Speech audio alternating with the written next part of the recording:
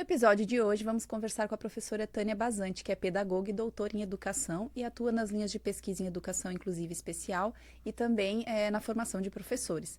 Nosso bate-papo versará sobre os avanços e os desafios da educação inclusiva, o papel dos professores nisso tudo e também a atuação do design nesses contextos. Bora lá?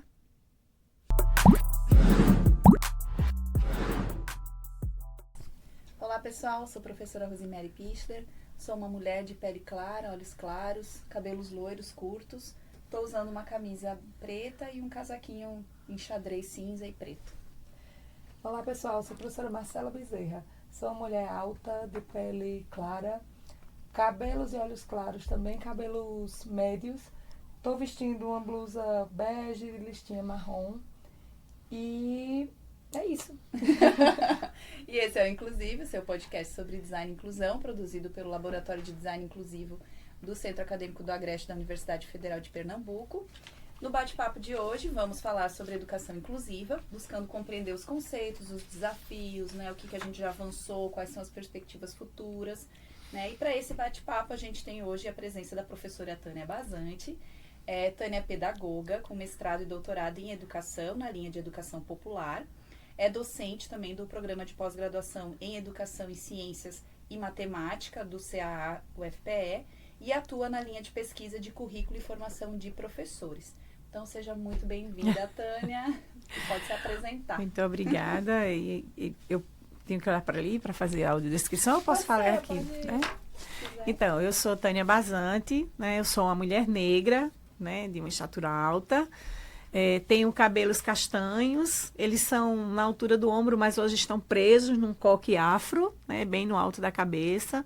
Estou usando óculos, estou vestindo uma blusa de frio, uma blusa de linha listrada em tons bege e preto e brincos dourados, brincos prateados e é isso. Perfeito. Muita gente não sabe, mas Caruaru faz um friozinho, né? A gente tá faz. Aqui de casaquinho, né? Tá aqui de lãzinha, porque realmente Caruaru tem esse friozinho no inverno. Mas vamos começar, né, amiga, o nosso bate-papo. Aí, assim, Tânia, pra gente começar a entender, né? Começar a conversar aqui, como que a gente pode definir educação inclusiva, assim? Tem uma definição, um conceito? Então, pensar um conceito e uma definição é um elemento um tanto complexo, né? Por quê? Porque existem várias linhas teóricas de se compreender o que é a perspectiva do que é a inclusão. Então, por exemplo, esse conceito ele é cunhado, de certa maneira, ali em meados de 1990, né? Na transição de 1980 a 1990. Inclusive, uma das marcas desse conceito é por Sasaki, que a gente perdeu ele agora há pouco, né? Ele morreu agora há pouco. E ele traz muito isso marcado de uma experiência vivida no Canadá.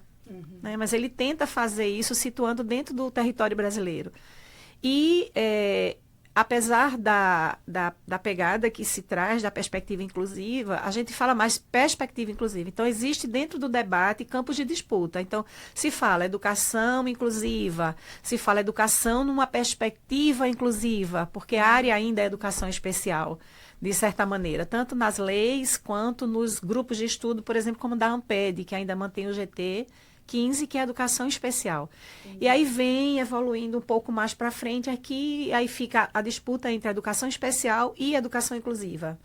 Educação inclusiva não é área, é perspectiva de conceito, é uma perspectiva de concepção, de atitude. Outros vão dizer, não, a gente já pode parear educação especial e inclusiva. Outros não. Educação especial inclusiva. Então, cada uma dessas terminologias, né, desse compasso de junção de termos, vai dizendo uma concepção diferente. Entendi. E vão sendo basiladas em perspectivas conceituais, teóricas, práticas, afetivas e culturais em diferentes maneiras. Mas se você dissesse assim, e como é que a gente poderia trazer pelo menos um eixo norteador? Então, a perspectiva inclusiva ou a concepção de inclusão, ela vem muito marcada no que eu gosto de pontuar, que é você olhar o outro e a outra como legítimo outro e legítima outra. Então, escapar do parâmetro da normalidade ou das comparações corponormativas. Então, são condições humanas diferentes e que têm o direito e a dignidade de viver numa sociedade também inclusiva. Seria mais ou menos por aí. E tem diferença educação especial e educação inclusiva ou tem a mesma Tem. objetivo no caso? Não, tem, né? Agora sim, tem dentro de determinados recortes históricos. Por exemplo, até meados de por ali. E quando eu digo o tempo, o período histórico, eu não estou dizendo que ele é todo cortado, né? Eles são interconectados. Sai um, entra outro, mas é embrionário, né? Não é acabou aqui, partiu aqui, não é fraticida, né? Não é fraturado. Eles são implicados, eles dançam um dentro do outro.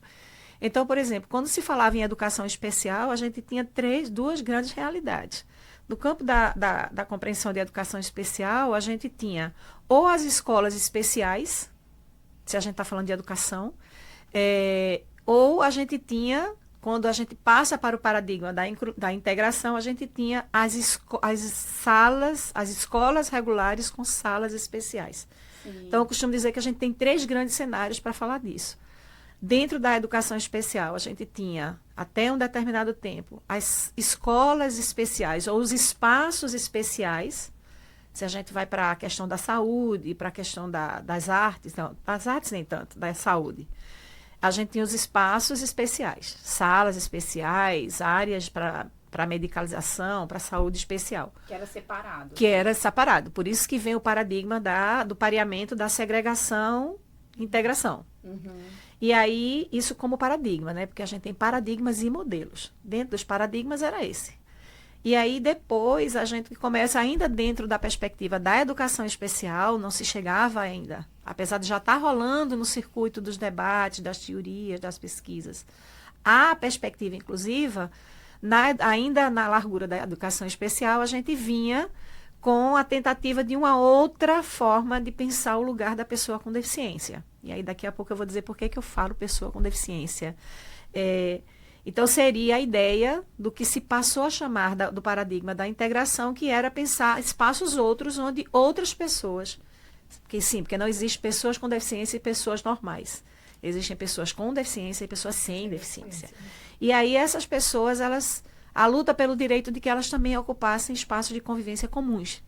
E aí, se eu pego de novo o exemplo da escola, a gente saiu da sala da escola especial, que era só para esse público, e a gente começa a lutar para que as escolas chamadas regulares tenham espaços para as salas especiais. Então, eram salas especiais em escolas regulares. O que acontece na arquitetura da escola? Eles ainda ficavam em espaços muito encurralados pelos cantos, pelas franjas do ambiente educativo. Na terceira perspectiva, no terceiro cenário, aí a gente chega com a ideia da educação inclusiva, que seria, não é a pessoa que tem que se adaptar ao ambiente, por isso que a gente chama o parâmetro da normalidade. Eu tenho que estar fora, eu tenho que ser tão preparado como pessoa com deficiência para poder ocupar o chamado espaço regular, para poder ficar muito próximo de quem é tido como normal. Por isso que na pedagogia a gente chama o parâmetro da normalidade e na saúde a gente chama o modelo médico-pedagógico. E aí o que acontece? Se briga por isso, se tem as salas as salas especiais dentro das escolas regulares, que é onde a pessoa vai fazer a transição para entrar na sala regular. No terceiro cenário, não. No terceiro cenário, a educação inclusiva, ela precisa ser um princípio ético de acolhimento à diversidade humana e à diferença, e não é ele que se adequa ao ambiente. É o ambiente que tem que entender que ele pertence à comunidade de seres humanos e que ele tem o direito de estar lá. Então, é o ambiente que vai ter que se organizar para que ele tenha o direito de pertencer àquilo ali. Certo. São esses 3 cenários, mais ou menos, basicamente, né? Certo. Aí essa discussão que você comentou no início, né, de ainda ter essa questão, se é uma educação da perspectiva inclusiva, se é uma educação especial e inclusiva. Aí tem essa questão da educação especial e inclusiva, seria o que daí? Seria então, incluir... Tem autores que vão falar hoje em dia, eu sei que não vai dar tempo para a gente abordar isso hoje, que é a chamada inclusão total. Então, tem uma perspectiva, tem uma tendência de estudiosos e pesquisadores que não vão aceitar de jeito nenhum, nenhuma forma apartada dos ambientes de convivência de todas as pessoas, para que uma pessoa com deficiência se desenvolva. Ela tem que estar sempre pertencendo aos ambientes comuns de relações humanas. Uhum. Na perspectiva da educação inclusiva, isso é muito marcado, né? Então, Não nunca fora outros ambientes. Tem que ser esses ambientes onde todos e todas e todos estão. Entendi. Quando a gente vem para a perspectiva da educação especial e inclusiva, ou a educação especial inclusiva, é o fato de que não se desconsidera aquilo que ainda é área, aquilo que ainda tem traços de uma conquista, que deu a possibilidade da gente chegar ao que é a luta da inclusão. Entendi. Porque foi desconstruindo o que estava antes e que era perverso e cruel que a gente pôde dizer que a inclusão é o caminho. Inclusive o caminho sem volta. Né? Isso. E aí esse panorama novo, ele vai dizer que é possível. Alguns pesquisadores vão falar da bidociência, da bidocência, que seria estabelecer um diálogo possível entre o que é a educação especial e o que ela significa com a potência da perspectiva inclusiva. Entendi. Né? Então, se tem um espaço em que uma pessoa com deficiência é atendida, por exemplo, na saúde, ela vem de uma área que é tida como educação especial, mas ela precisa de um acompanhamento que é específico. Então, a melhor pessoa para falar da dor de uma surda é a própria surda.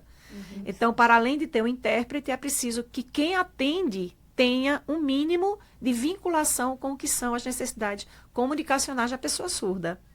Então, o profissional, ele não pode depender só do intérprete. Ele tem que ter um mínimo de condições e habilidades para entender e traduzir aquilo que é a comunicação da dor da surda para a sua patologia. É bem complexo. Complexo. A gente vem desse cenário, falando da educação inclusiva e toda essa temática, toda essa abordagem que você trouxe aí. A gente sabe que no cenário que a gente vive existem vantagens e desvantagens da educação inclusiva ou de como propor isso aí. Como é que você vê isso quanto a vantagens e desafios da educação inclusiva? Gostei dessa pegada. Não existem desvantagens, existem desafios, né? Então, eu vou tentar refletir da seguinte maneira. Quando a gente vai para o desejo da educação ou das práticas pautadas numa concepção de inclusão, ou seja, aquela que dá ao outro e à outra a dignidade e o direito de pertencer à comunidade de seres humanos, como eles são, com a sua condição humana, né? Porque, para mim, deficiência é uma categoria social, construída cultural, política, ideológica e afetivamente. Então, essa pessoa, quando ela está nesses ambientes, ela precisa ser reconhecida como ela é. E respeitada, aceitada. Não é só uma questão de tolerância, é uma questão de aceitabilidade e de reconhecimento. Então, um desafio é entender esse outro como um legítimo outro. Vou parafrasear Paulo Freire, quando ele fala que não existem saberes superiores e inferiores. Existem saberes diferentes. Então, eu vou parafrasear, vou me valer dele para dizer, não existem seres humanos superiores e inferiores. Existem seres humanos diferentes. E é exatamente nessa perspectiva, dessa diferença, que esse outro é quem tem que dizer para a gente quem legitimamente ele é. Não é a gente fazer deduções. É no diálogo com ele, na implicação com ele. É na fala, na narrativa, na existencialidade dele. Esse é o grande desafio, porque o mundo ainda tem uma tendência muito grande a acreditar que tutela o outro. Então, eu vi um surdo, vi todos. Eu vi um cego, vi todos. Amo a Anaí Guedes de Mello, que é uma pesquisadora, é uma doutora em antropologia, uma militante da área, quando ela diz que não existe uma única maneira de ser surdo. Quando a Camila Araújo, que é uma mulher cega usuária de cão-guia, que é uma doutora em psicologia social, e ela vai dizer que não existe uma única maneira de ser cega. Entende?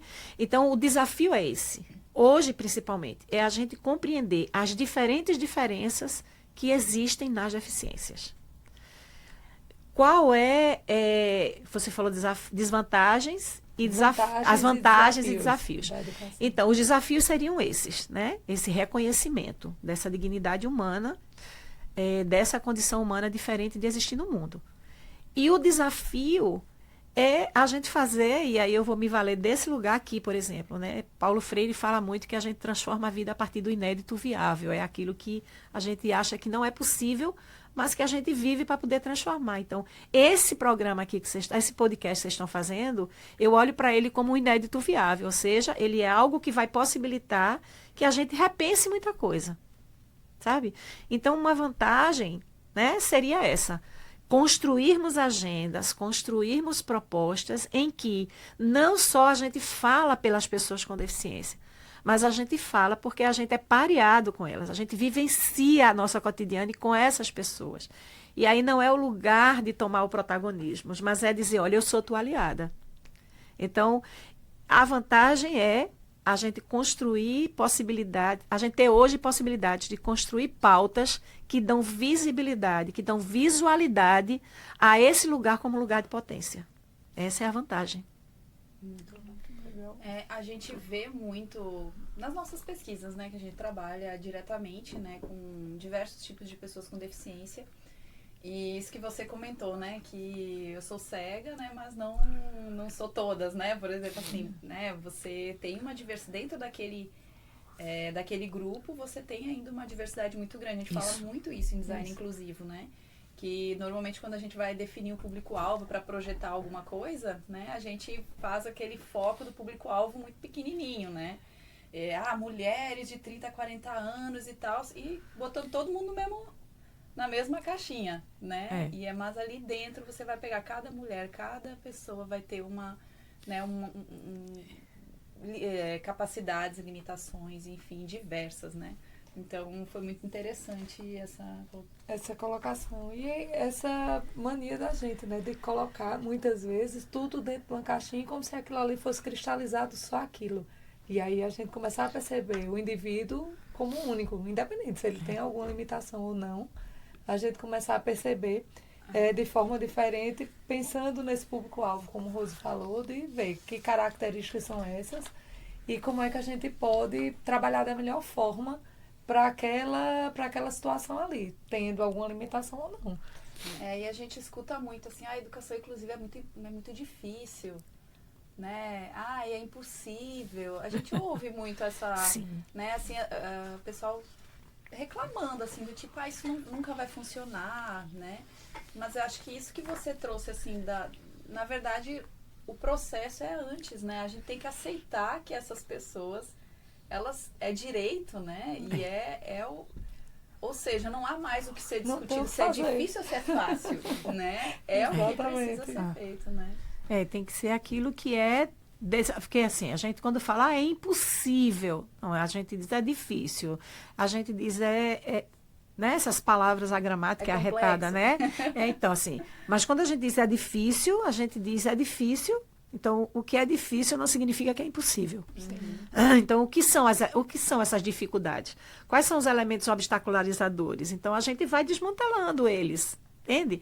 A gente vai desconstruindo. Por exemplo, hoje eu acompanho grupos muito interessantes, que é o coletivo Ellen Keller, o PCD, o coletivo PCD, né, o coletivo Defissa, os movimentos em que o pessoal tem as paradas PCDs, que isso vai, né, quanto mais a gente engaja, né, quanto mais a gente é aliado a isso, a gente vai dizendo, olha, eles existem, então no mundo é direito. Aí quando vocês me perguntavam lá atrás, eu estava me lembrando agora, existem, apesar de tudo, né, de todas as lutas pela perspectiva inclusiva, ainda existem duas grandes manifestações de se viver a inclusão, que é a que eu chamo da inclusão ética e da inclusão perversa. Né? A inclusão ética é aquela que vai reconhecer, mediada pela educação e direitos humanos, um sujeito com dignidade, que é diferente de ter privilégio. A perversa é aquela que vai internalizar a exclusão. O que é que eu estou querendo dizer? Não, a gente respeita, ele tem deficiência, ela tem deficiência, a gente vai trazer para dentro. Ele está mais fora do que nunca esteve. Isso é a internalização da exclusão. Isso é a inclusão perversa. Né? Então, se a gente não vai também arrumando o nosso próprio pensamento das concepções que foram dadas para a gente do que é ser inclusivo, a gente não avança. E só uma questão também que surgiu agora. A educação inclusiva, ela trata só da pessoa com deficiência? Essa é uma pergunta arretada. Tem um pesquisador que é um doutor em física, que é o Éder Pires de Camargo. Ele é um homem cego, né? E ele é doutor em física.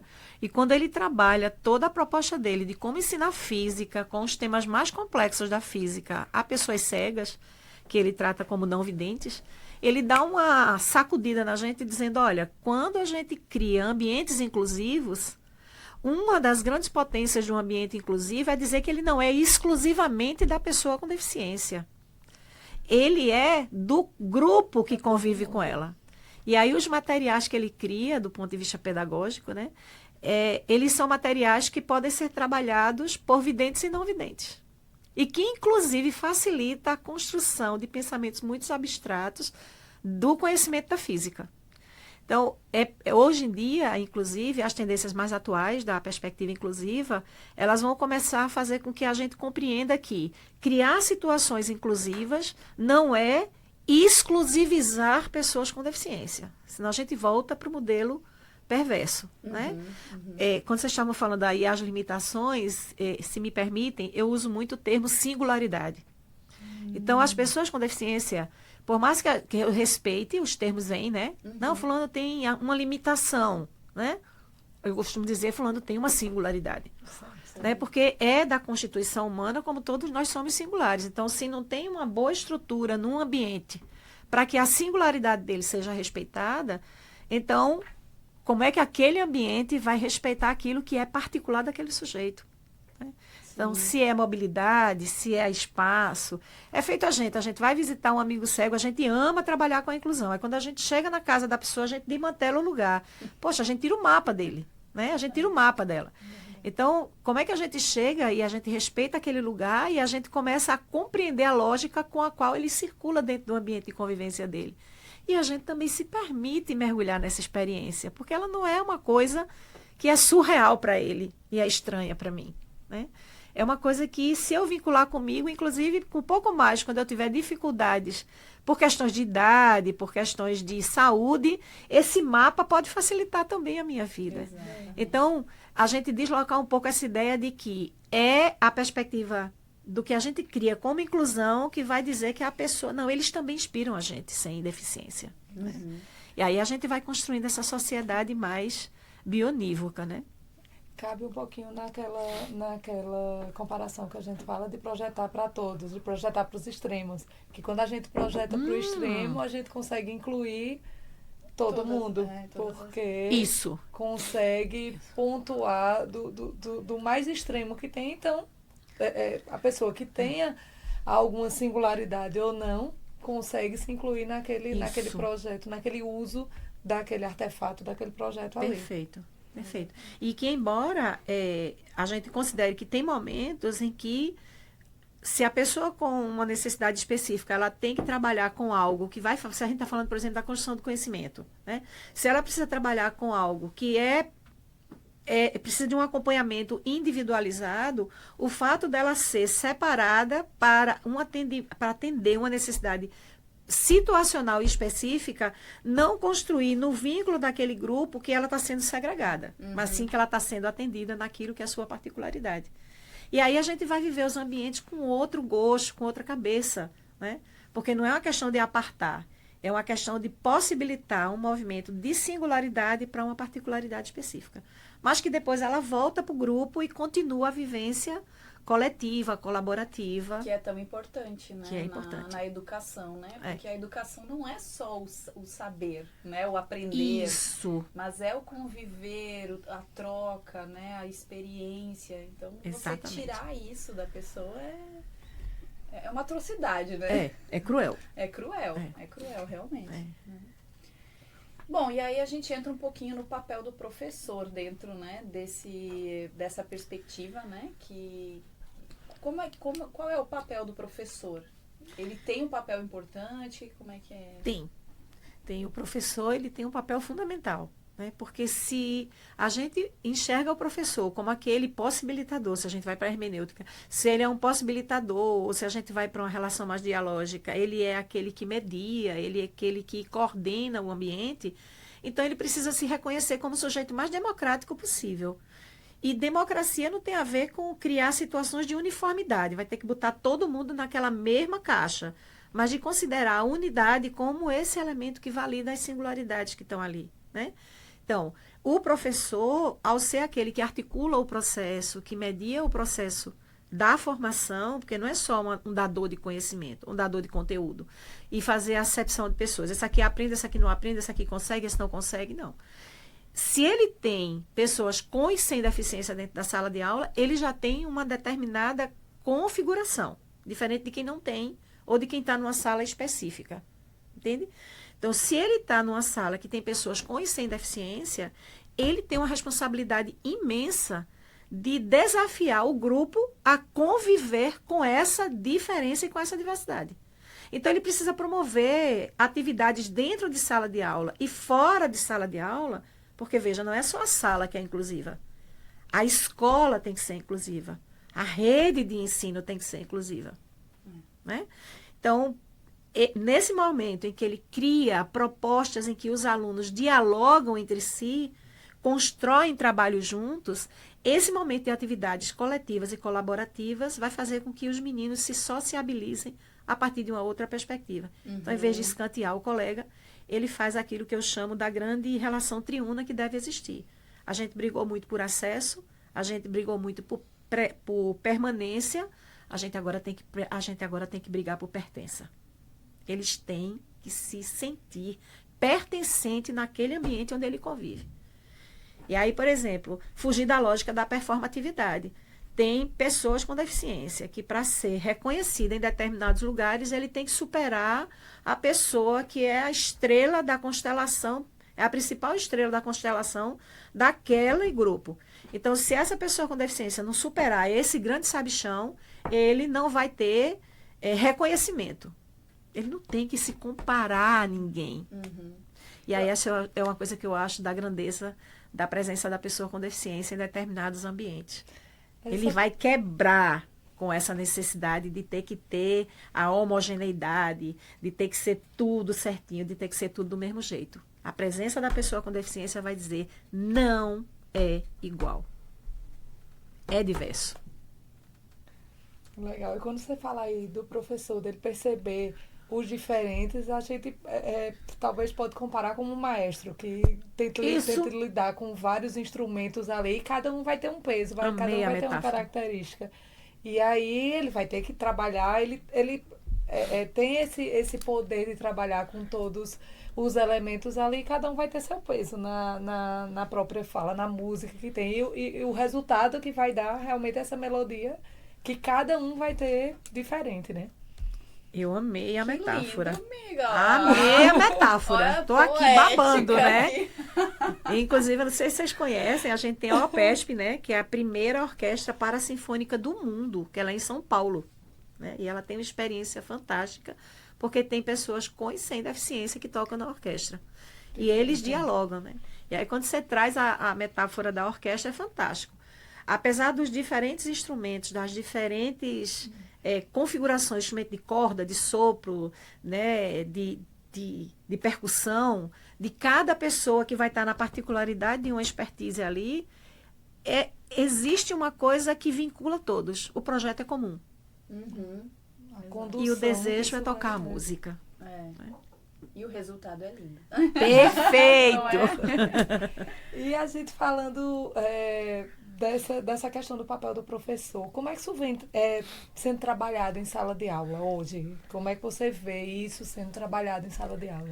Então, eu vejo isso ainda como, apesar de todas as lutas, de todas as possibilidades de conquista, desde como se constrói planos individuais, como se constrói o atendimento educacional especializado, a gente tem muitas vias, mas ela ainda é uma zona de encurralamento.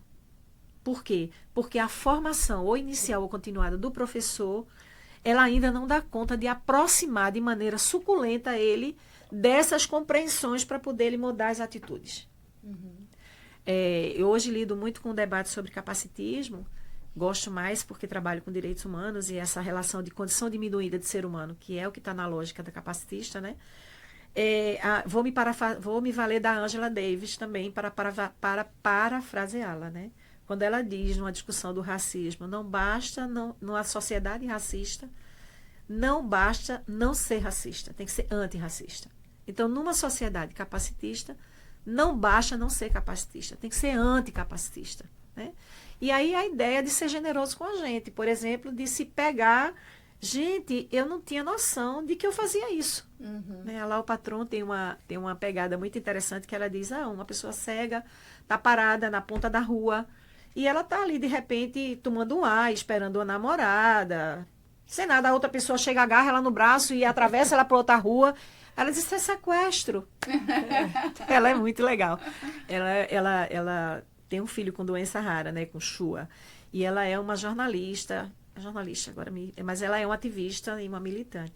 E aí, quando ela traz isso, ela diz que a gente precisa conversar com o outro, é o outro que tem que dizer também das necessidades dele, Sim, né? sim. E aí a gente vai construindo essa situação. E aí isso ainda é muito difícil, porque na formação inicial e ainda na formação continuada, existem muitos trabalhos, existem muitas formações, mas elas ainda não têm dado conta de fazer com que um profissional substancie qual a compreensão que ele tem de inclusão para saber qual é a prática que ele vai materializar. Que por mais que Tânia, Marcela e você tenhamos um desejo de um projeto comum dessa música, né, que é tocar essa peça, a gente precisa entender que cada uma da gente tem um jeito diferente de ser inclusiva. Uhum. E ainda é muito... os projetos de formação, eles ainda são muito... eles são muito compactados, eles são muito herméticos. Perfurar essa camisa de força ainda é um desafio. Isso quando tem, né? Porque tem cursos que não tem nenhuma discussão sobre inclusão. Isso também tem a ver com barreira atitudinal. Tem. Porque, querendo ou não, a gente não vê o outro enquanto indivíduo, o que é que ele precisa, como é que ele pode ser melhor, ter o conteúdo, o conhecimento melhor extraído ou melhor adaptado para ele também nisso, né? Tem. E aí tem debates hoje também dentro do campo da pedagogia, da educação, que lida com a ideia de adaptabilidade e de flexibilidade. Que é que a gente poderia explorar assim rapidamente. Tem situações em que a ideia é fazer adaptações. Uhum. Né? E de certo momento, principalmente se a gente pensa, eu vou chamar do cinturão das barreiras, né? Na LBI a gente tem, eu acredito que são 6 ou 7 tipos diferentes de barreiras, né? Tem a comunicacional, a atitudinal, inclusive tem a urbanística, né? Isso. Né? Então, assim, essa ideia, né, que a gente tem de como a gente desconstrói essas barreiras, elas precisam, inclusive, chamar essa pessoa com deficiência para pactuar o que é barreira para ela, porque o que é barreira para ela pode, para mim, que sou esqueci na minha audiodescrição, minha gente, dizer que eu sou uma mulher sem deficiência, mas que vincula-se a isso, né? Eu sou uma aliada há anos de estudo e de pertença. Eu lido com grupos de pessoas com deficiência na minha vida inteira. E aí é preciso que a gente entenda que tem coisas que, por mais que a gente deseje adaptar, a gente sozinha, mesmo com todas as teorias, não vai dar conta. Uhum. Né? Tem um filme chamado A Primeira Vista, já vou entrar no filme sem entrar no cubinho. Que o Val Kilmer, aquele lindo, ele perde a visão e o desejo da mulher que se apaixona por ele é que ele volte a enxergar. E a ideia de que, quando fizer a cirurgia, voltar a enxergar, vai ver perfeitamente. Não, ele vai ter que ser realfabetizado. Porque ele não tem noção de figura e fundo, ele não tem noção de espacialidade. A ideia de leitura do mundo dele é tátil. A percepção de decifrar mundo é tátil, visual, é tátil, auditiva. E aí, como é que um professor vai se familiarizando com isso?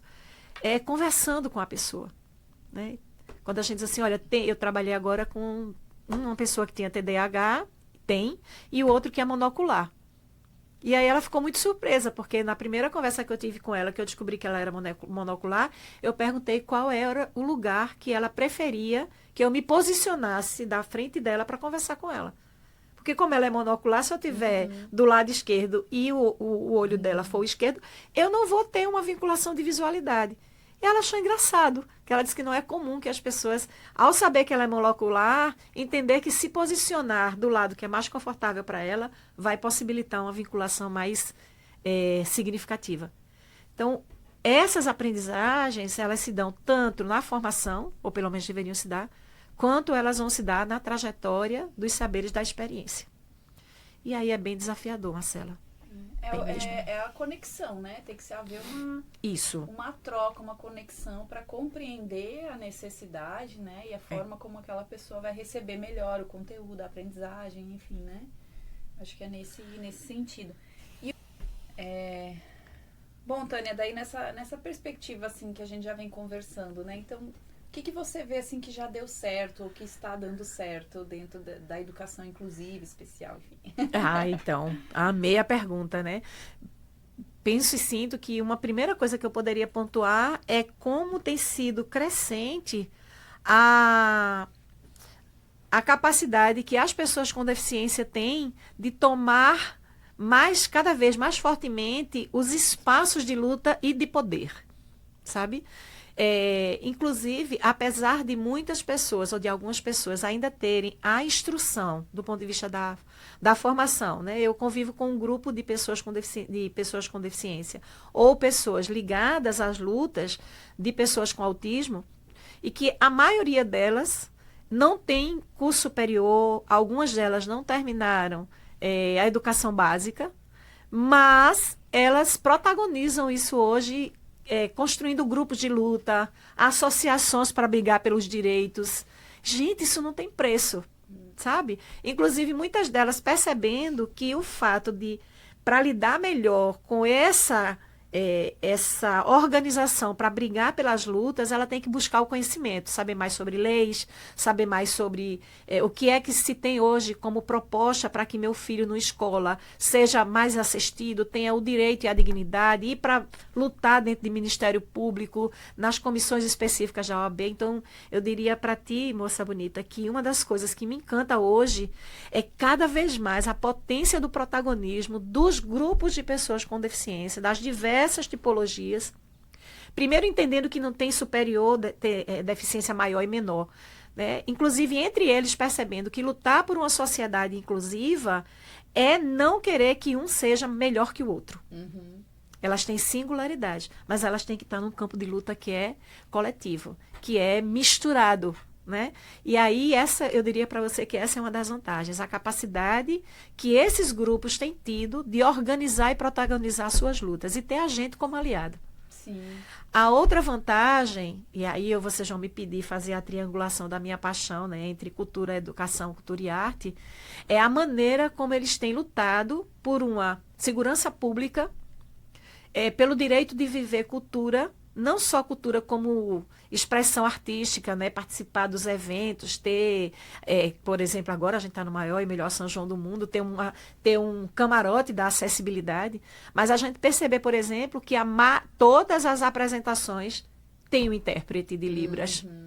Sabe? Então, a gente está perfurando a camisa de força. Eu diria que isso é uma boniteza. E, além disso, a gente tá se esparramando para outros campos, saindo só da educação, indo para a cultura, para o lazer, para a segurança pública, para a luta das mulheres, que, na sua grande maioria, as mães de pessoas com deficiência vivem uma tarefa solo para cuidar dos seus filhos, porque os parceiros, né, vão-se embora porque não tem musculatura para lidar com toda a demanda, né? Isso é um desafio. Assim, essa é uma vantagem, sabe? Quanto mais a gente circula saberes, e aí eu parabenizo, gente, assistam, porque é muito massa. Não é missa de corpo presente, não, é porque o projeto é interessante. Então, assim, são essas as vantagens, sabe? Você vê hoje uma pulsação e uma potência dessas pessoas dizendo, olha, se eu estou no mundo, se eu pertenço à comunidade de seres humanos, isso é uma frase da Hannah Arendt, então eu preciso me posicionar no mundo. Isso vem sendo feito há muito tempo. Por exemplo, a doutora Isabel Maior, que é uma mulher cadeirante, que foi lesionada por uma cirurgia, é uma teórica fantástica, né? Ela hoje é uma mulher idosa, então isso significa que a luta, né, os movimentos sociais e políticos, eles são idos. Mas a juventude hoje está fazendo isso, sabe? Grupos que lutam, grupos que constroem, inclusive hoje as redes sociais, o Instagram, eles criam como o movimento Helen Keller, que eu falei, o Marcelo Zig, né, que é um homem negro cadeirante, que ele é filósofo. Então, assim, é muito legal. E do ponto de vista da ciência, como tem pessoas com deficiência produzindo ciência. Uhum. Há exemplo de duas apaixonadas que eu amo, que é a Anaí Guedes de Mello, né, que é uma mulher surda oralizada, e a Camila Araújo, que é uma mulher cega usuária de cão-guia. E aí tem a Cristiane Munhoz, que é uma doutora em artes cênicas, está no pós-doutorado agora, e ela é uma mulher autista de nível 1 de suporte, que tem uma filha de autista nível 2 de suporte com TDAH. Então, assim, sabe? É muito massa ver isso, sabe? Essas pessoas ocupando o lugar delas no mundo. E até tu comentou das redes sociais, né? E a gente vê muito influencers agora com deficiência, né? E não somente tratando sobre a pauta da deficiência, mas como influencers de tudo, assim, de maquiagem, Isso! de situação de vida, né? E assim, não é só aquele foco assim, eu tenho uma deficiência, né, e tal. Isso. Não, é a pessoa que, não, eu estou no mundo, Tá eu incluída no tenho mercado gostos, mesmo. eu tenho conhecimentos e quero Grupos que estão mexendo com a estética do corpo, com as Exato. suas orientações e sexualidades. Eu acompanho grupos que são LGBTQIA+, e que são pessoas com deficiência, que estão lá no direito de viver sua orientação dentro desses campos. A questão do debate da deficiência e da negritude, né, pessoas, por exemplo, o pessoal do VND, né, que é Vidas Negras com Deficiência também importam, é um grupo de luta que é nacional e internacional, e que puxa a pauta da deficiência para a questão da negritude. Então, outra potência é como hoje os debates sobre inclusão e deficiência tá no campo das interseccionalidades. É massa. Bom, acho que já vamos pro nosso... Entrando assim um pouquinho mais, né, Tânia? As metodologias, né? Porque quando a gente fala de educação, né, do professor também, a atuação do professor, o papel do professor, a gente também fala das novas metodologias, né, de ensino, de aprendizagem, né? E aí a gente gostaria que tu falasse um pouquinho como que essas metodologias, existem metodologias específicas ou não? São as mesmas metodologias? Como que tá esse... Tá. Uma coisa importante é a gente entender que não precisa nenhuma atitude mirabolante para criar uma metodologia que é muito longe das metodologias que a gente tem, né, dentro de uma perspectiva. Por exemplo, tem um livro aqui que, se vocês me permitem, não é hora de livro, mas eu vou entrar com ele. É um livro agora, como eu estava falando lá no momento cafezinho, quando a gente estava junto, que se chama Metodologias Ativas na Educação Especial /Inclusiva. Né? E aí, aqui dentro, a Ana Cláudia Pavão e a Silvia Maria Oliveira Pavão, que são as organizadoras, elas trazem vários artigos, né? Como eu disse, elas são organizadoras, então tem vários autores que escrevem sobre isso. E é um livro sobre metodologias ativas. Veja. Então, dentro das metodologias que existem, então, tem metodologias ativas? Tá. Dentro das metodologias ativas, quais são as questões, quais são as pegadas que a gente vai precisar fazer se eu vou trabalhar, por exemplo, com um grupo que tem surdez, com um grupo que tem cegueira, com um grupo que tem só uma deficiência visual? É um monocular, tem uma redução de visão, ou se é uma pessoa autista, é autista de que nível de suporte, precisa de que tipo de suporte. Então, o que é uma metodologia ativa? Se a gente fosse dizer bem rapidamente, é aquela que vai fazer com que o outro seja, né, ator do seu processo, junto com o que a gente está propondo. Então, se você me permite dizer, de maneira bem ousada, eu não te diria agora, faça isso, faça aquilo outro. Eu diria, se é a metodologia ativa e a concepção é que o outro vai ter que ser ativo nesse processo, vai ter que agir com autoria e autonomia, primeiro você vai ter que dialogar com a pessoa com deficiência. Não tem como construir uma metodologia de trabalho sem ser como pares. Então, se fosse para dizer que características essa metodologia deveria ter? Ela deveria ter fundamentalmente duas. Ela precisaria ser colaborativa e coparticipativa. E a partir daí você constrói. E aí você flexibiliza. Uma outra perspectiva, tem um aluno surdo numa sala comum que não é bilíngue. Ele é um surdo que está dentro de uma sala comum. Então, duas coisas são fundamentais. Primeiro, que numa aula, o roteiro da aula deveria ser passado para o intérprete, para que ele se familiarizasse com o roteiro, para na hora que o professor for falar determinadas palavras ou expressões, ele tenha como traduzir ela para a língua do surdo ou da surda. Entende? Sim. Porque sem isso, sem roteirizar a aula, o próprio intérprete, que não é chaveiro, né? Desculpa aí, gente, já saiu. O intérprete não é chaveirinho de pessoa surda. A escola deveria saber se comunicar com essa pessoa, nem que fosse basicamente. Mas é o que eu digo, né? O planejamento deveria ser integrado. Aí a gente vai mexer com o planejamento. O planejamento deveria ser integrado. Se as teorias de aprendizagem no campo da psicologia disseram para a gente, durante tantos anos, que a relação de ensinar e aprender, ela é a interação entre professor e aluno, eu costumo dizer que quando é com o aluno surdo, essa não é mais em duas pessoas, ela é em triangulação, porque o intérprete precisa fazer parte do processo. Sim. Ele não domina a área que o professor vai dar aula, Sim, mas se a aula é roteirizada e ele consegue ter acesso, ele vai poder construir melhor o vocabulário da tradução e ele vai facilitar mais a interpretação. Então, são esses jogos, né, na perspectiva de como você cria as metodologias. O que é a metodologia? A metodologia é o processo didático em ação, né? Então, como é que eu compreendo o que é trabalhar com pessoas com deficiência numa sala de aula mista? E que processos eu vou criar que não seja trabalho demais para criar para um grupo e criar por outro, mas é criar uma metodologia que ela é uma metodologia ativa. Beleza, ela só vai ter que ter flexibilizações para atender um grupo específico, mas não são grupos apartados, são grupos comuns. E hoje nas escolas, assim, pensando ainda no nível básico, né, de ensino, essas metodologias ativas, elas são utilizadas? Hoje é comum isso? Existe. Agora, ainda tem também resistência. Por quê? Porque nas escolas, por mais que a gente discuta no campo da ciência, no campo do conhecimento, da formação, a maioria dos professores que saem para as escolas, eles ainda se encontram com as práticas mais tradicionais conservadoras. Por isso que é mais difícil perfurar a camisa de força. Sim. Então, ir para as metodologias ativas, ir para as metodologias colaborativas, ir para o planejamento de que é coparticipação, ter uma perspectiva de currículo integrado, de currículo como cultura, sabe? São movimentos que vão potencializar essa metodologia de trabalho. E aí, esse livro é muito interessante. Muito legal. Muito boa dica, né?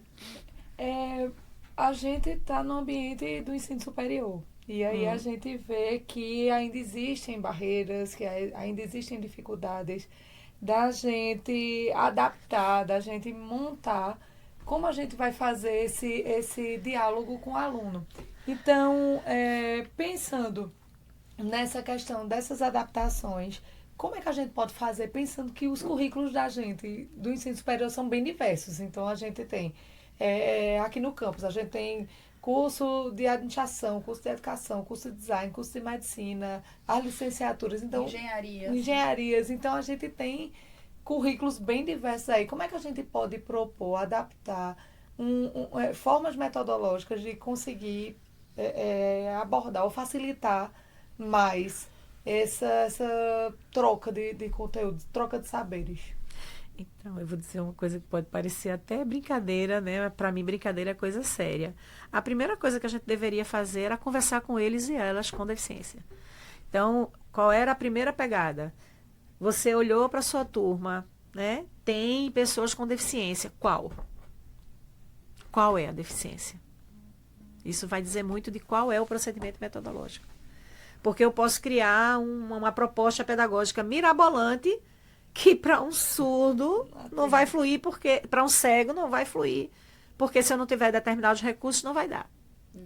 Se for autista ou se for um TDAH, ele vai precisar. Pronto, quando eu trabalhei com o aluno, vou pegar a minha experiência com o TDAH, ele chegou para mim e ele disse: professora, na velocidade que você dá aula expositiva, eu fico sempre com dificuldade de pegar os elementos para sistematizar a aula.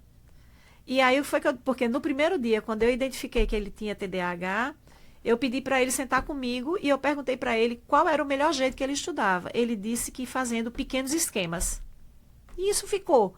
Então, quando ele me disse isso, eu disse: eu vou fazer o seguinte, eu vou roteirizar melhor minha aula, eu vou fazer mais esquemas do quadro para poder falar sobre as coisas, e você vai construir um caderninho. Cada ponto que eu discuti, o que você consegue recuperar da minha exposição, e depois a gente senta em pequenos momentos de cafezinho na aula, e eu vou olhando o teu diário, vou olhando o teu roteiro, e eu vou dialogando com você pelo teu diário. O que eu estou querendo dizer? Que além do que a gente estuda sobre metodologia, esses processos, eles têm que ser implicados com o sujeito, né, da aprendizagem. E também precisamos considerar quais são as variedades dos cursos, porque trabalhar um tipo de metodologia ou um tipo de proposta de aula para engenharia, para pedagogia, para designer, para física, para química. Não tem como sentar você estudando e dizer, olha, trabalhe assim. Não tem, porque cada um tem uma natureza de constituição de saber. Então, cada um tem uma especificidade para, inclusive, partilhar o conhecimento. E metodologia pessoal, cada professor constrói um jeito de ser professor. Ou a gente respeita isso, ou a gente vai querer fazer pacotes muito herméticos para viver uma inclusão que não vai dar certo. Não sei se ajudou. E eu acho que quando a gente... eu penso também que... porque a gente já teve conversas dentro do curso sobre isso, né? E eu acho que um ponto que pega bastante é a questão da avaliação. Opa! Né? Porque daí você... É aquela coisa, a gente tem aquela perspectiva, eu preciso dar uma nota. Sim. Né? E essa nota, às vezes, quando a gente tem uma formação mais rígida, mais cartesiana, vamos dizer assim, né? Sim. Você tem aquela coisa, não, eu vou dar 10 para quem acerta e vou dar, né? E daquele jeito, né? Colocando no papel, sabe? Sim. Aquele método Sei. Como sei. Então, a gente vê que quando a gente entra na área da avaliação, né? É que aperta Calcanhar o de cinto, Aquiles. né? Porque mas...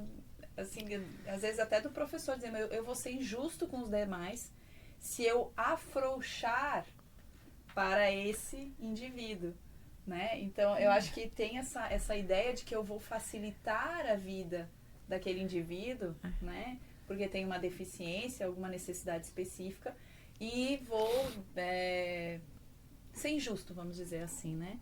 Eu acho que a perspectiva não é essa, né? De jeito nenhum. De jeito nenhum. Vê, facilitar o processo para que ele acompanhe não é estabelecer ele numa relação de minoridade de saber. Então, eu vou diminuir, eu vou baixar o nível, entre aspas, né? Para que a pessoa acompanhe, porque se eu subir o nível, ele não acompanha. Vê, se eu preciso ensinar o conceito de inclusão ou os desafios de uma política inclusiva para um grupo, e dentro delas tem uma pessoa com deficiência, eu preciso primeiro compreender como é que é a chave que abre a lógica do pensamento dessa pessoa. Quais são os elementos que para ele é mais fácil, então, mais possível. Então, facilitar é achar o caminho. Não é minimalizar, não é esvaziar de ciência o conhecimento científico para transformar numa prática simplista. Feito um exemplo que eu tive de uma amiga minha, que como a professora não sabia como lidar com a avaliação, ela fazia, no momento de avaliação, o menino e a menina fazia a palavra cruzada. E depois ela pegava ali o que ele acertou, o que ele não acertou, para dar uma nota. Tá, e o conhecimento que foi trabalhado, ele não vai dizer se construiu ou não? Exatamente. Então, hoje um dos maiores desafios que é a gente, como professor, ser capaz de ser mais criativo e inventivo. Não é nem inovador. Eu não vou nem pegar esse conceito que ele ia dar trabalho. Mas é ser mais inventivo. Por exemplo, você está diante de uma pessoa que é extremamente proativa e que... Tá, vamos pegar uma situação que eu vivi agora há pouco. A gente está apertada com a rotina do semestre, a gente complicada com essas questões, inclusive Levi, que é um aluno que tem problema de visão, ele foi inclusive meu monitor agora em didática, e vai ser novamente. Na turma que ele estava, ele como monitor acompanhando, essa turma última, a gente estava muito apertado para fazer o último seminário, que não ia dar tempo. Então foi que a gente pensou, a gente criou um protocolo e eles fizeram vídeos, cada grupo fez um vídeo do material que ia apresentar, e esse vídeo foi editado, ele foi arrumado e ele foi postado. Todos tiveram acesso a todos os conteúdos gravados e protagonizados pelos personagens que eram os componentes do grupo. Então, tem situações em que ele precisa fazer a atividade escrita. Tá, se ele tem problema ele teve uma paralisia cerebral, ele tem problema de mobilidade nas mãos, ele vai precisar do que a gente chama da dilação do tempo. Então, eu não vou ser minimalista na prova dele, mas eu vou entender que para fazer a mesma prova, ele vai precisar de um tempo diferente. Exato. É o que acontece com o disléxico, porque ele tem que fazer várias idas e vindas na elaboração para construir um enunciado, que para uma pessoa sem dislexia vai mais rápido. Então, uma coisa é pensar dentro do tempo de avaliação como é que é o tempo dessa pessoa. Outro é, mesmo que seja os mesmos marcadores de questões que eu preciso que ele elabore para eu saber se ele construiu o conhecimento de maneira importante daquela disciplina, eu mudo o instrumento. Eu não mudo a rigorosidade. Exatamente. Entende? Então, eu mudo o instrumento. Né? Se ele tem facilidade, por exemplo, daqui a pouco vocês forem ainda, se tiver pergunta do design, eu trago isso com mais força, né? Acho que a gente já pode até entrar, porque já é o próximo ponto aqui, né? Então, quando a gente é professor e professora, a gente adora criar material didático, né? Ama criar material. E aí eu costumo dizer que quando a gente trabalha com deficiência, existem áreas outras com quem a gente deveria dialogar. Por exemplo, se eu tenho uma pessoa com autismo, se eu pudesse dialogar para construir minhas propostas didáticas com um terapeuta ocupacional, seria arretado. Ou com um psicomotricista. Por quê? Porque o material que eu vou criar didático, se eu quero facilitar o suporte de algum deles, eu posso criar com um material que, do ponto de vista da sensorialidade, das modulações sensoriais, ou ele vai grudar no material e ele não vai evoluir, ou ele vai ter repulsa e vai jogar na cabeça do primeiro que aparecer. Se eu trabalhasse a minha grande mirabolante proposta didática com materiais concretos, com alguém que lida com questões sensoriais, poderia me ajudar, principalmente se for alguém que acompanha o autista, porque já sabe em que situação de lidar com as questões sensoriais me ajudaria. Quando a gente vai para a questão do design, por exemplo, né, a maneira como está composto, né, a organização do material, a visualidade do material, o toque do material, não só de textura, mas de, como é que eu vou dizer, para não ser tão atrevida na área de vocês, como é que eu vou construir um bloco lógico para uma determinada necessidade específica. Como é que eu poderia construir esse bloco e ele ter um design mesmo, né? Que possibilitasse o outro pegar melhor, mexer melhor, lidar melhor, do que simplesmente eu fazer como professora, que é hoje um dos desafios para a área. É a possibilidade de a gente trabalhar com as interprofissionalidades, a gente dialogar com os diferentes campos de conhecimento. Então, se a gente fosse montar um laboratório agora lá na universidade para construir propostas e materiais didáticos, seria muito interessante se reunissem os pedagogos, os do campo específico da área da física e o pessoal de design. Para que os produtos educacionais eles fossem feitos com o olhar que vocês têm, a gente não. Entende? E que a gente precisa também do olhar de vocês. do profissional, né? Isso. Porque a gente cria a partir das bases de conhecimento também, né? Eu acho que sim, os recursos, os materiais didáticos, né? A gente vê muito a atuação do design, né? A gente já teve alguns trabalhos dentro do laboratório, dentro da disciplina, né? Que a gente tem a disciplina de design universal e acessibilidade. Perfeito. Aí normalmente os alunos buscam, né? Esses usuários e desenvolvem soluções. E normalmente as necessidades são relacionadas à educação, né? E atividades da vida diária, né? E assim, o aprender na criança é uma atividade da vida diária, né? Exatamente. Porque você tem ali a lição de casa, né? A apreensão de vários conceitos, conteúdos, né? A própria rotina, né? A própria rotina já é né? Eu lembro que quando eu visitei o laboratório, tem um monte de coisa lá muito interessante, né? Seja de percepção tátil, seja de sei lá, de outros tipos de jogos, né? Olha só, a gente adora trabalhar com jogos na educação, né? Mas como é que seria construir essas pecinhas, esse jeito desses jogos, para ele ser interessante para uma peça? O que é legal no material dourado para trabalhar com pessoas cegas? São os sulcos. Entende? Então, como é que a gente poderia pensar uma outra possibilidade de trabalhar matemática que reinventasse o material dourado? Que possibilitasse a gente trabalhar conhecimentos matemáticos a partir de outros equipamentos. Eu penso e sinto que quem trabalha com TO, quem trabalha com psicomotricidade e o design poderia dar a gente uma outra coreografia pedagógica, sabe? Sim, e esse é outro desafio, né? Que a gente já fala há tanto tempo, né? Interdisciplinar, tem que ser inter, trans, disciplinar. Isso. Mas a gente ainda encontra, né, as barreiras que são até físicas. Sim. Né? Cada um dentro do seu bloco. Dentro da sua caixinha. Essa é outra coisa, que você me deu a possibilidade de voltar para uma pergunta de Marcela quando ela fez sobre os desafios lá no ensino superior, da gente conversar, de ter que lidar com alunos, que tal. Então, uma prática pedagógica, ela não só é docente, ela é institucional coletiva. Então, por exemplo, Maria vai ser professora, vai ser aluna no curso de design de Marcela, de Ana, de Pedro, de João, de... Então, por que esses professores que estão com essa aluna nesse período não tem um momento para tomar um cafezinho e se situar como é que está o desafio dela no meu campo do conhecimento, no teu campo do conhecimento, no teu.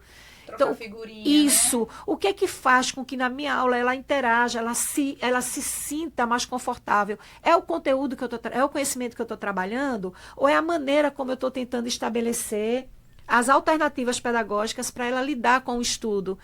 Entende? Então, eu costumo dizer que, para além de ir para o NASCE, para as instâncias da universidade, que também deveriam nos dar suporte, seria esse momento em que a coordenação do curso deveria reunir os professores do período que vão trabalhar com Maria, que tem essa tipologia específica de deficiência e que precisaria de determinados tipos de suporte. Quais? Maria, quais? Maria vai dizer. Porque, veja, trabalhar fundamentos da educação, poder trabalhar psicologia da educação, trabalhar... o ensino de matemática de álgebra, o ensino de matemática de geometria.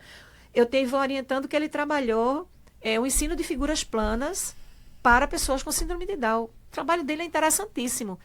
E uma das coisas que eu disse para ele, eu digo, olha, se a gente for produzir os materiais para uma nova formação, eu vou querer conversar com as meninas de design e eu vou querer conversar com uma amiga minha que é terapeuta ocupacional.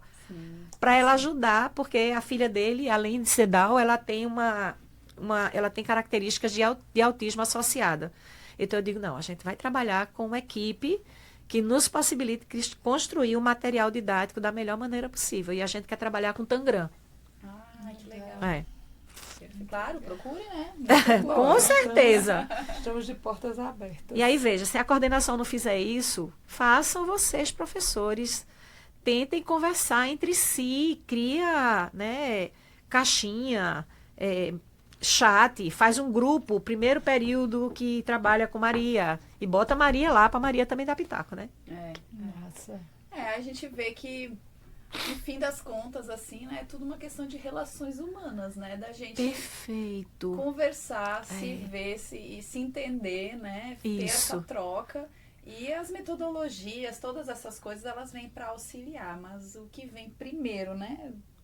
Carregando tudo isso, é a conexão humana. É o conteúdo vinculativo, não tem para onde correr, sabe? É o outro e a outra que tem que dizer pra gente quem ele é. Não adianta especular uma ficha de anamnese, bota o cara na frente, sabe? E aí isso é uma coragem institucional imensa, né? Porque a gente também às vezes não quer escutar o que o aluno tem para dizer, seja ele com ou sem deficiência. Até pela origem, né? Até pela tradição que a gente tem. Pela tradição educacional, claro. Que é, né? Eu sou detentora do conhecimento e vou levar para vocês, isso. Né? Vocês são só receptores. Só receber, né? Pois exatamente. é. Então, eu acho que, né?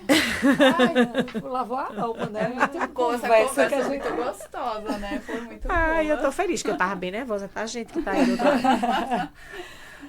Bom, agora a gente chegou, né, Tânia, no nosso dado, né? Vamos ver. Olha, teve tempo do dado. Vamos, claro. De jogar o dado. Nosso dadinho aqui, temido. Mas aí você joga, né, da forma que você quiser. Certo. E aí o que cair na face superior... Tem a orientação para você. É a orientação que você vai responder. Então vamos lá. Ixi. 3 palavras que definem o que você faz. Eu diria que é a amorosidade, a atitude política e a capacidade de viver com o outro. Que massa. Eram palavras, eu disse praticamente frases, né? Mas tudo bem. Valeu, então, valeu, é o outro e a outra, a amorosidade e a política. Muito massa. Né, a gente nem tem como agradecer, Tânia, essa participação aqui. Foi fantástico, né? Excelente. Agradecemos demais todo esse conteúdo, essa informação que você trouxe, né? Eu acho que deu, assim, um bom panorama, né? Sobre a educação inclusiva, que se fala tanto, mas se discute com pouca profundidade o que realmente envolve tudo isso, né? Então, eu acho que Foi muito esclarecedor, né, amiga? Eu aprendi Isso. bastante hoje. E uma conversa gostosa assim, dá um gás, né? Pra gente continuar, pra A gente já quer fazer aprofundar mais Ai, o conteúdo. obrigada. Eu disse na Rose, eu disse, ai, vai ser maravilhoso. Eu tenho certeza, eu já sabia que ia ser Oh. muito bom, porque essa troca sempre é bem importante, é sempre é bem rica. Bem rica. Eu, assim, já tô com saudade, que já acabou. Então é isso, né, pessoal? Nosso episódio chegou ao fim. Espero que vocês tenham gostado do conteúdo, né? Quem ainda não assistiu os episódios anteriores, corre lá para assistir, que tem muito conteúdo legal, né? A gente tá no Spotify, no YouTube, né? Então se inscreve no canal do YouTube e também aciona a estrelinha, coraçãozinho, não sei Estrelinha, o que. estrelinha. A estrelinha lá no Spotify, né? Porque daí o vídeo também passa a ser recomendado para mais pessoas. E recomenda pros amigos também, né? Pra que escutem, que assistam e divide também com eles esse conteúdo que a gente tá trazendo aqui. É isso. Então, É isso. Obrigada, pessoal. Tânia. Obrigada.